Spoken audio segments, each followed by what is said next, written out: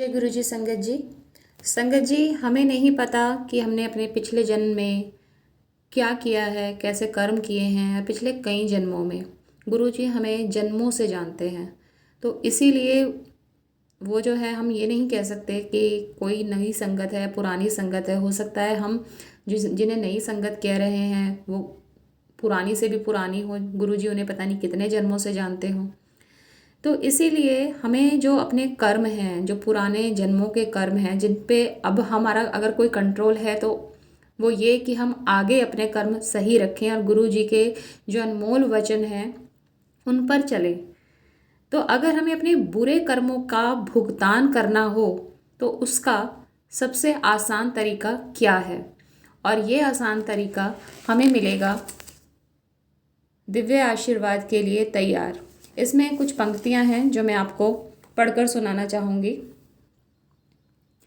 अच्छे कर्मों का संकलन और बुरे कर्मों के भुगतान का सबसे आसान रास्ता है हमारी ज़िंदगी में मौजूद औरतों की इज्जत करना, उन्हें प्यार करना और उनका ख्याल रखना।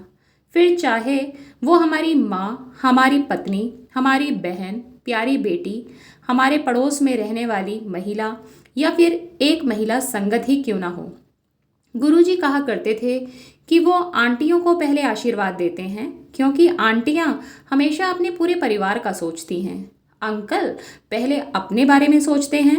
एक पिता सोचता है कि अगर उसे आशीर्वाद मिला तो वो पूरे परिवार का ख्याल रख सकता है।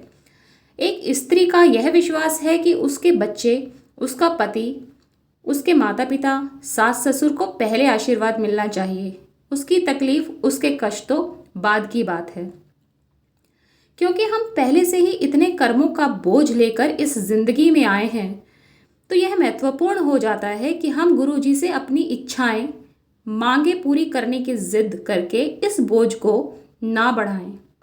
अगर हम गुरु जी से कुछ मांगेंगे ही नहीं तो फिर हमें आशीर्वाद के रूप में जो भी मिलेगा उसका भुगतान हमें नहीं करना पड़ेगा। गुरु जी अपने आशीर्वाद से हमारी ज़रूरत या वो इच्छा जो हमारे लिए फ़ायदेमंद होगी, हमारे बिना कुछ कहे पूरी कर देंगे। अगर हम अपनी सेवा या अच्छे कर्मों के परिणाम का फल मांगेंगे तो फिर यह मिला हुआ फल सीमित मात्रा में होगा या समय सीमा से बंधा होने के कारण नष्ट होने वाला होगा। आशीर्वाद तो सदा के लिए होता है।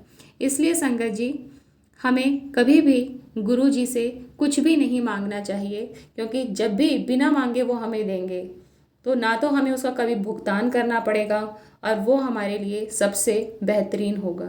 जय गुरु जी। शुक्राना।